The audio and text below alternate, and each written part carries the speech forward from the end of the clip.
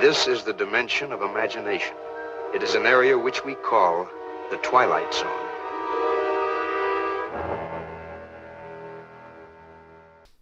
Hello, so today we're going to talk about The Twilight Zone, a show that I really love.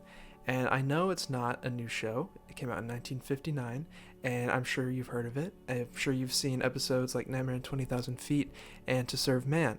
And there's been tons of references dating back to the show. Don't play dumb with me. We found your book. You mean this? It's a harmless cookbook. It's just a little dusty. I'm going to talk about it because I love this show and I'm very stubborn. So, hope you enjoy. But before anything, I just want to say thank you so much for watching this. This means a ton. The fact that you're here is really cool. And yeah, let's do it. So before getting into the material of the show, I feel like we should go and talk about the man who was behind the whole show and who wrote a majority of the episodes. That man there. Rod Serling.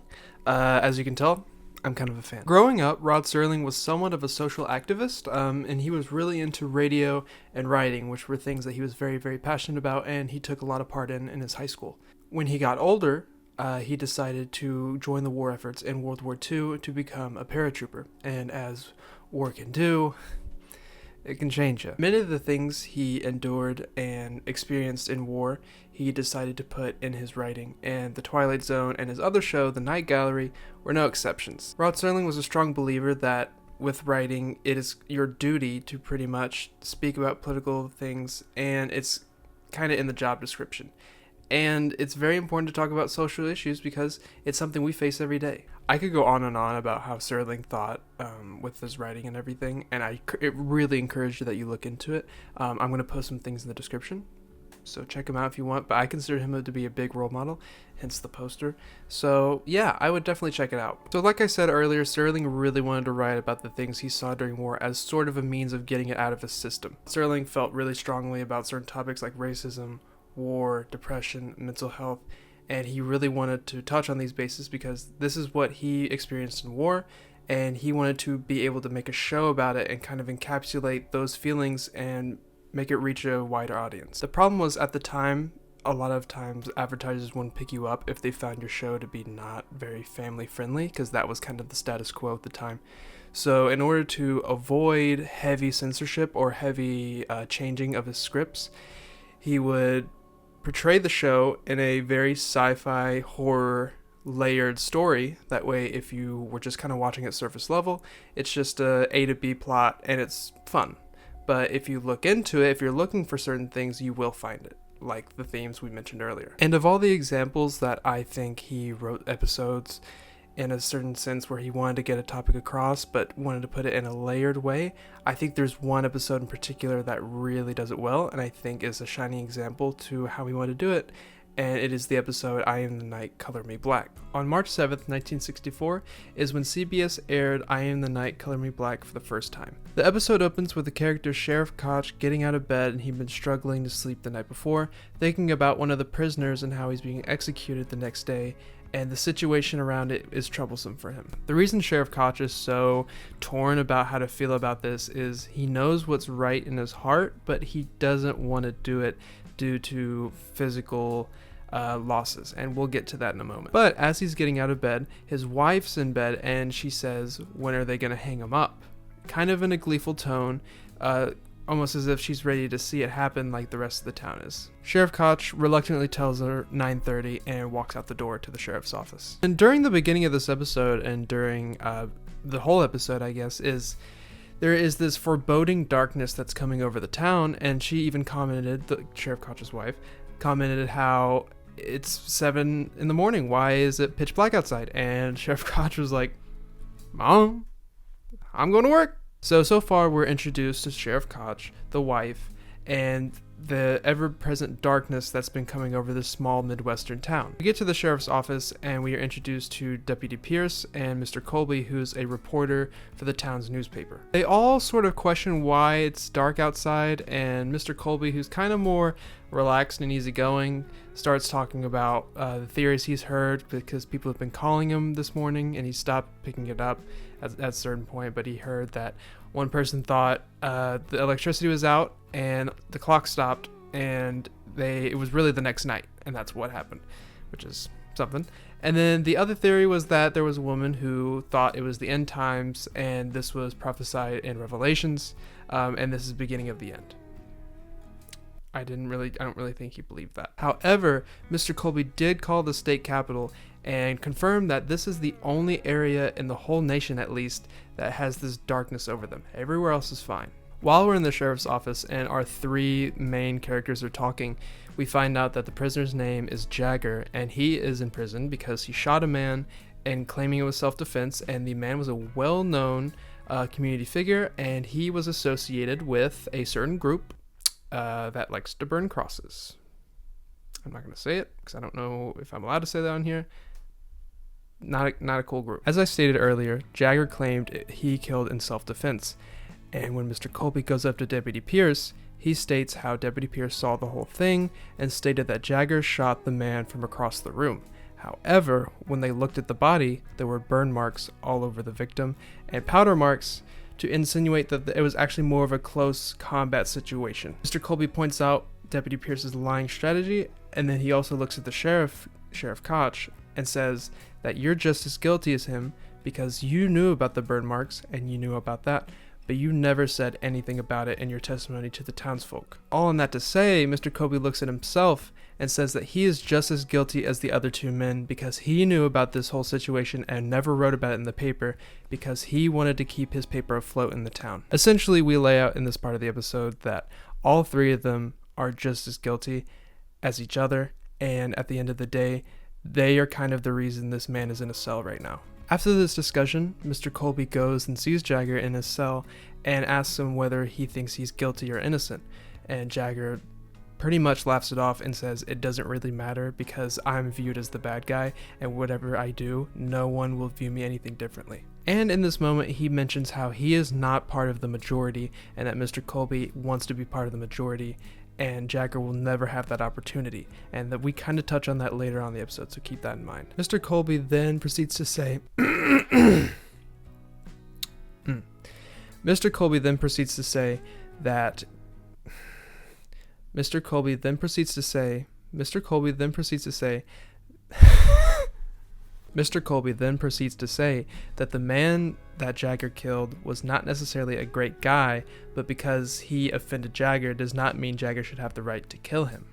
Jagger says, "Tell that to the person setting up my hanging, tell that to the townsfolk that are ready to see me die, and tell that to you, the sheriff, and the deputy."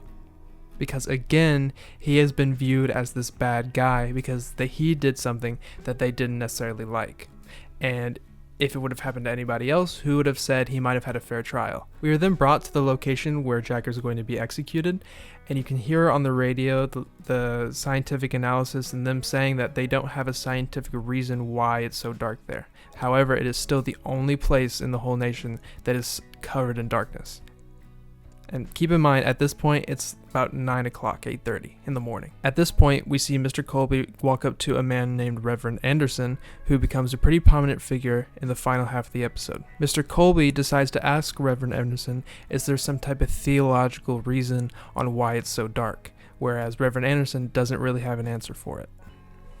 At least not at this moment. Reverend Anderson then proceeds to say how he was not able to see Jagger in his cell, and it wasn't by the means of the sheriff or the deputy, but Jagger himself did not want to talk to the Reverend. As he's saying this, the sheriff and the deputy come and they bring in Jagger to bring him up to the steps of the hanging. And right before they get there, Reverend walks up and talks to Jagger, saying this: "You spoke for us, and God help us, you killed for us." Reverend Anderson acknowledges their difference in faith, and he realizes that's why he didn't want to speak to him earlier. However, he wanted to thank Jagger. They proceed to talk for a little bit, and as Jagger walks up the steps by himself, the townsfolk start screaming at him, and he screams back, saying he's going to put on a show and make sure they get their money's worth. And for a quick second, they're just going back and forth, and there's a growing hate in the episode. After this happened, we see the Reverend break up the fight, and he looks at Jagger and asks him in his eyes, "Did it feel good to kill him?" When Jagger responds, "Yes, it did," Reverend Anderson looks to him and looks to the crowd and says, "This man is guilty." Jagger then looks at the Reverend and says, "It feels good to be with the majority, doesn't it?" And Reverend looks back and says, "That's all there is anymore, because the minority died on the cross 2,000 years ago." We then see off screen, Jagger is hung in front of the whole townsfolk. This is when Reverend Anderson does one of the coolest monologues, and I'm going to read it in a second because I would just show it, but I don't know if I'm allowed to do that. So we're going to do this. Deputy Pierce walks up to Reverend Anderson and says, "You've truly seen the light." And Reverend kind of shoots back and says, "Have you?" And then he looks to the crowd and says, "Have any of you?" And now I'm going to read it. "In all this darkness, is there anybody who can make out the truth? He hated, he killed, and now he dies.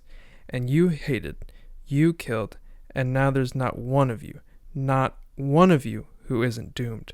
Do you know why it's dark? Do you know why it is night all around us? Do you know what the blackness is? It's the hate he felt. It's the hate you felt.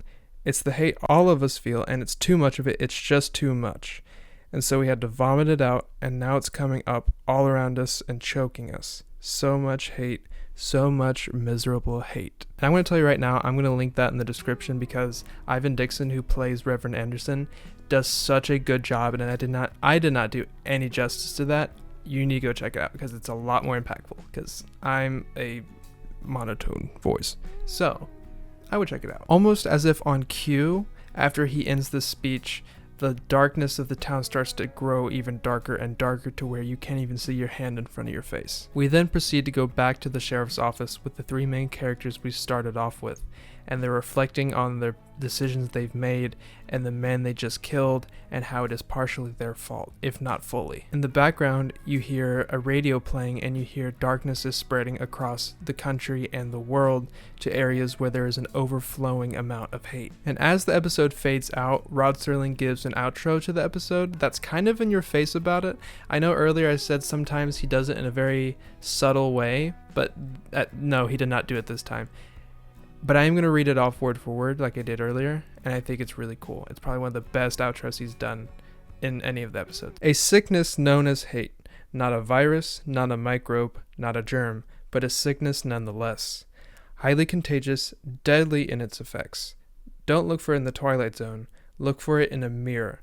Look for it before the light goes out altogether." So, I know this is a little heavy, but in my opinion, that is a prime example of what the Twilight Zone is all about. The show is all about setting up characters and putting them in terms of science fiction and horror and meshing them together to create a story that has a very meaningful theme in almost every single episode.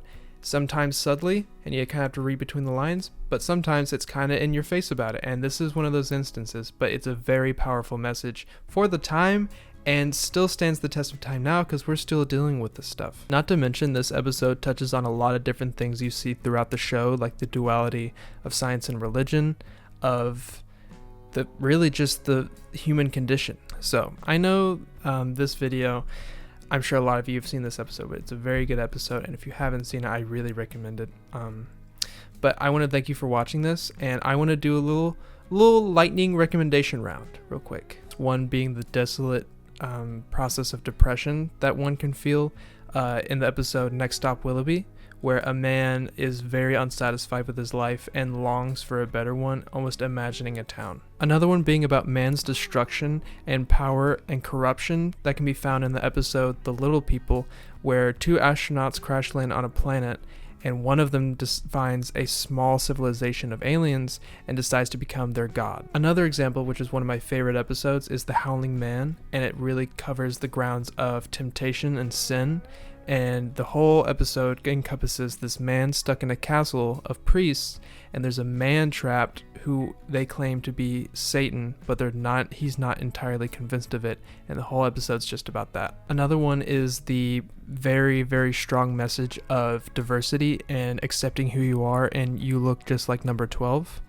or number 12 just looks like number 12 looks just like you. Number 12 looks just like you. I think that's the one. This is an episode where men and women have to go into a surgical procedure at the age of 19 and choose one of I want to say 4 or 5, it's a couple of body images to change their body into, and it is essentially illegal to not look like somebody else. And finally, there's an episode about the futile meaning of war in the Purple Testament, where a man is able to see which of his soldiers he's with is about to die that day, and he's not able to stop it as one by one they go. There are many more examples I could come up with and many more things to talk about this show, but in the end, I could do this all day, and I want you to watch it yourself because I think everyone gets their own interpretations from these episodes.